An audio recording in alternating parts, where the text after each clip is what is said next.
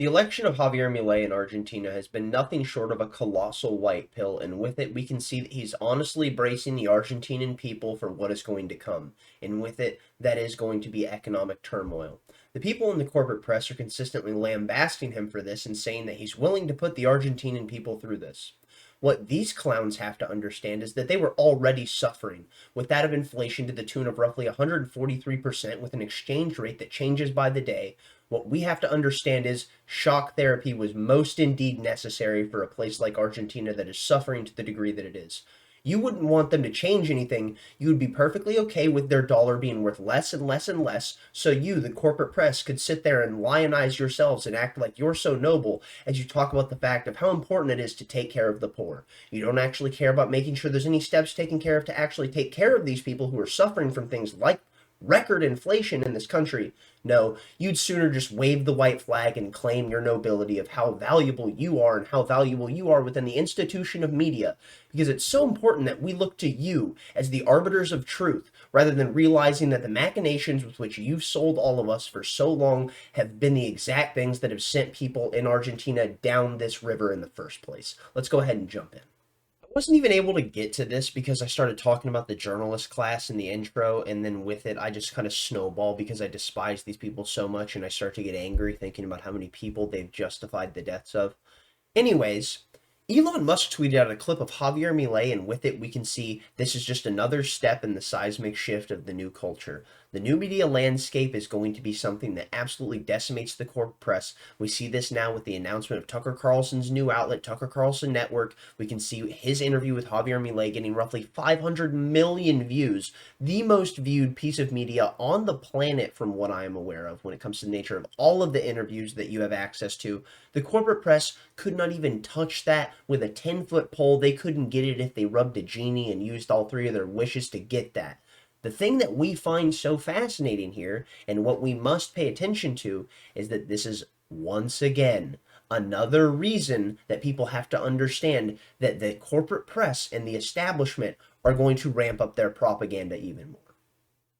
We are winning, and with it, they understand that if they did not use their propaganda and all of the power that comes with that machine, that liberty and victory for it would be all but assured. And that is why we are backing the establishment into a corner. And what is it? The establishment is a bloodthirsty animal, and you should expect it to act accordingly. Expect the regime hacks to come out and use every expletive in the book as if they haven't already. I promise you, the rhetoric and the intensity of it is only going to get worse and worse in the coming years because they know the position that they're sitting in and they realize how thin the ice they walk on truly is. Let's go ahead and throw it into this clip of Javier Milei. En primer lugar, hay una frase de Milton Friedman que me parece sublime respecto a estos temas, que es: cuando vos pones la igualdad por encima de la libertad, no terminás consiguiendo ninguna de las dos. Cuando vos pones la libertad por encima de la igualdad, conseguís muchas de ambas. El propio John Stuart Mill señalaba que una sociedad donde hace tanto hincapié en la igualdad, a la postre se vuelve una sociedad de saqueadores y se hunde. Esa es la historia de Argentina. Hablaban de la tiranía de las mayorías. Bueno, por eso. Ahí justamente el punto ¿cuál es? Que la justicia social es injusta. No hay nada más injusto que la justicia social. Porque ¿cuál es el gran logro del liberalismo? El gran logro del liberalismo es haber logrado la igualdad ante la ley. Es decir, la ley es la misma para todos.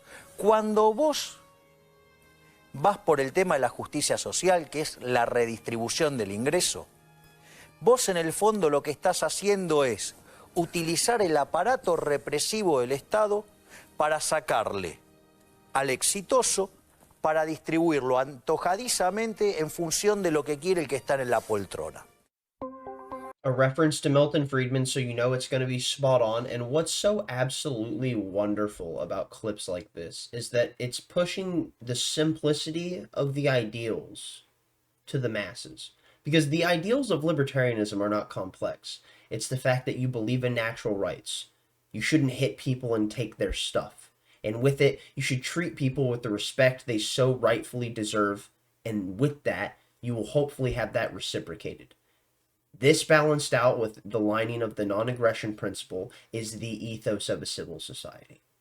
And with it, we can see that the true mandate of what created the freest nation in the world, being the United States, is finally coming to fruition in a place like Argentina. One thing that I love about this, and I've said this over and over and over again, is that this is a true white pill. And Liam McCullum says this here. Elon tweeting about Javier Milei while reading Michael Malice's The White Pill is a white pill. And that's absolutely true in my opinion. For those who are unaware, Michael Malice recently had a conversation with Dave Smith and Angela McArdle, Angela McArdle being the sitting chair of the Libertarian Party in the United States. What happened? Well, Michael Malice was in conversation and it randomly came up about the fact of the white pill. And with it, he mentioned the fact that he has on good authority that Elon Musk is currently reading the white pill.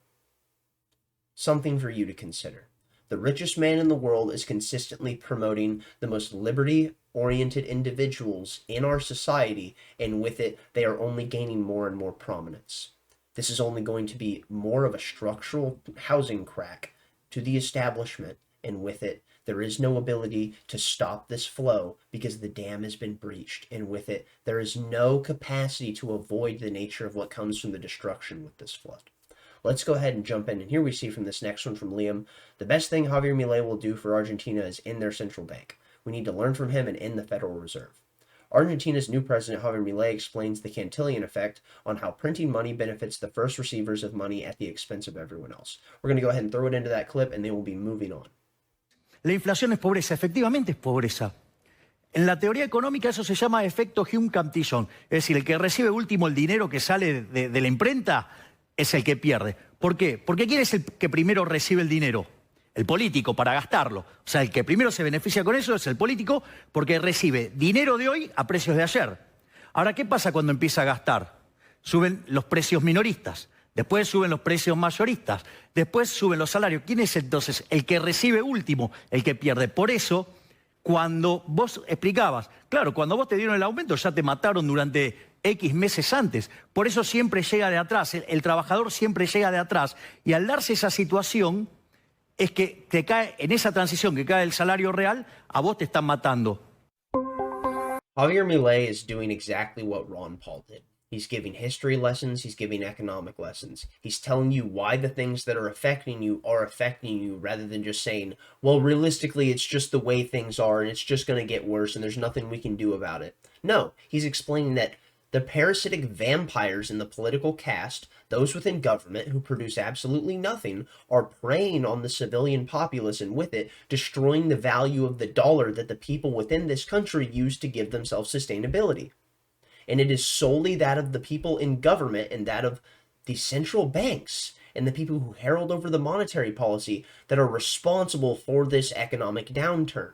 People in the United States do not realize what it's like to live in a place like Argentina, where the exchange rate changes by the day, where you wake up and your money is objectively, visibly worth less when you go to purchase things. Not like, oh, the United States dollar is just bouncing little by little and the United States dollar will be losing its value as we have seen it consistently do since the 70s when we detached from the gold standard. Well, we can see that this is only going to happen more and more and more, and with it, soon, if we do not stop the bleeding, we will be just like Argentina. We will be just like Zimbabwe, just like Venezuela, just like Weimar Germany. And now we see this tweet from Javier Milei, and this is amazing.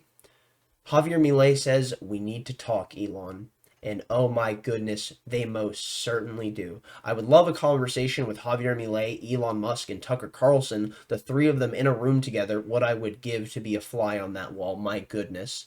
And now we go on here. Young Americans for Liberty. In the last 24 hours, what we see is Javier Milei has gotten rid of half of the agencies within the government. Unfathomably based. Within 24 hours of taking office, all of these agencies excommunicated. And it gives me hope that we can see something like this happen in the United States. But one thing that people have to understand is Javier Milei isn't doing absolutely everything that everyone of the libertarian mindset is wanting. He is staying in things like the Paris Climate Accords. And my goodness, is that something that has sent so many in the liberty space into a tizzy. One thing that many people have to understand within the liberty space is the fact that, well, you're not going to be able to do absolutely everything at once. And with it, you can see that I believe this is one reason he's actually using the Argentine peso's abandonment to attach to the US dollar rather than going to Bitcoin. Because with it, you're abandoning that of the IMF, you're abandoning the central banks, but you're attaching to the US dollar, so at least you have a safety net so you don't end up winning an award from the CIA or the intelligence agencies. And I think that it very may well be the same thing that we have here with the Paris Climate Accords. Now let's go ahead and jump into these articles. From Reuters, Argentina will stay in Paris Climate Agreement under Milei, negotiator says. Well, I have to be blunt. I think that this is going along to get along solely based on the standard that many people who are purists in the libertarian movement and live too much in theory. I love so many of you, but you have to realize you're living in your own heads to a degree. You have to apply this to reality and understand the nature of how these things have to be tackled. And with it, grains of sand make a heap. So you're going to have to go ahead and build up to things like this. You can't just immediately jump out and wipe out every single government organization. That's not how this works. And with it, if you're going to be pushing that as your argumentation, no one's going to take you seriously outside of the fact of the people who are the most radical anti-government extremists, much like my fellow kin. Now, what do we see? Argentina will stay in Paris Climate Agreement under Milei, negotiator says. I believe this is going along to get along solely based on the standard that, well, if you're going to go ahead and go against absolutely every single order given by the establishment, and you're going to de-dollarize, you're going to detach from the central bank, you're going to go ahead and remove yourself from the IMF, well, I would argue things like, I don't know, attaching to the US dollar and then saying, yeah, sure, totally, I'll go along with this climate nonsense. That's a safety net. That's a parachute so you don't get a visit from the intelligence agencies and win a journalism award. What do we have? Argentina, under incoming President Javier Milei, will remain part of the Paris Agreement on climate change, the country's new top climate diplomat told Reuters on Sunday, despite the leader's past comments that global warming is a hoax. So, he has recent comments saying global warming is a hoax, and with it, is he talking about the fact that climate change isn't real, or is he saying that the climate change agenda that's being pushed top down on the world is something that's a felonious piece of nonsense, and with it, it's just being used as a propaganda arm to beat that of civil society into submission through totalitarian control? What do we have next? Milei is a liberal, he's a libertarian, and he believes in market forces, and the market demands to include measures to address climate change. Argentina will also keep its commitment to reach net zero emissions by 2050.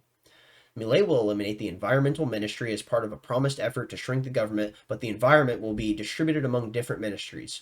This part is what Milei said wider public sector reforms that are tied to the environment will lead it to not having any less priority in his administration. Argentina is in a dire economic situation, you know that, and the administration was elected with a strong mandate of fiscal restraint and reform of the public sector.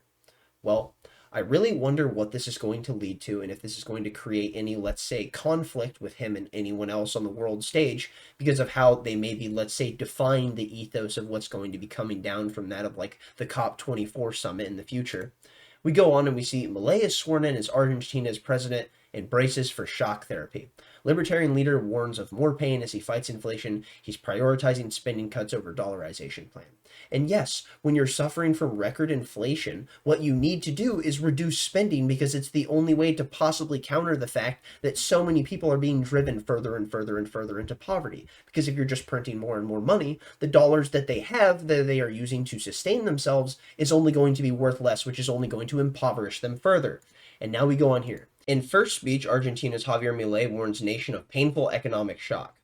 And yes, that's true, because he's being honest. This isn't going to be easy for the people of Argentina, and with it, he's not doing the typical political grandstanding where he's waving the flag to say everything's going to be fine, don't you worry about it, I'm going to make everything great, nothing's going to be a problem, we're going to be the greatest we've ever been, there's not going to be any issues, I'm going to make sure everything's just fantastic. The stuff that all politicians always do, and then when doing so, they completely avoid any of the nuance of any of the topics that are destroying the society that they're supposed to be the one that's supposed to be saving, and they never actually come through for the people. They always drop the ball, and with it, it's almost like it's systematic decline that's done so intentionally because people are trying to destroy the Western world. Moving on. It wasn't the most uplifting of inaugural addresses. Rather than Argentina's newly empowered President Javier Milei presenting figures to lay bare the scope of the nation's economic emergency, he sought to prepare the public for a shock adjustment with drastic public spending cuts. Milei said in his address to thousands of supporters in the capital in Buenos Aires that the country does not have time to consider other alternatives. We don't have margin for sterile discussions. Our country demands action and immediate action, he said. The political class left the country at the brink of the biggest crisis in history. We don't desire the hard decisions that will need to be made in the coming weeks, but lamentably, they didn't leave us any option. South America's second largest economy is suffering 143% inflation. The currency has plunged, and 4 in 10 Argentinas are impoverished. The nation has a yawning fiscal deficit, a trade deficit of 43 billion, plus a daunting 45 billion debt to the International Monetary Fund, with 10.6 billion due to the multilateral and private sectors by April. What we see here is that the only answer when you're trying to solve debt like this is to reduce the bloat within government, to reduce government spending, something that people within the United States surely would really benefit from. But nonetheless, the people within government, they don't actually have any incentive to make sure that they're reducing the size of government because, well, they only get more and more power, and with it they can make more and more money. So there's no actual incentive structure within the state itself to reduce its power to assist the citizenry because the people in power do not actually benefit from this. And that, my friends, is the nature of why government and bureaucracy and democracy is nothing more than a scam. I'm going to go ahead and call it there. Thank you for watching if you got this far. Thumbs up if you liked it, thumbs down if you didn't. Tell me where I'm wrong in the comment section down below. I will gladly go through anything you can give me because realistically, you're worth the time, and with it, I will gladly see what you have to say because I would love to see someone who has an honest counter to my perspective. Nonetheless, you really have to provide it. Thank you for watching. Thumbs up if you liked it, thumbs down if you didn't. Tell someone you love them. Stay lovely, stay great. Peace out.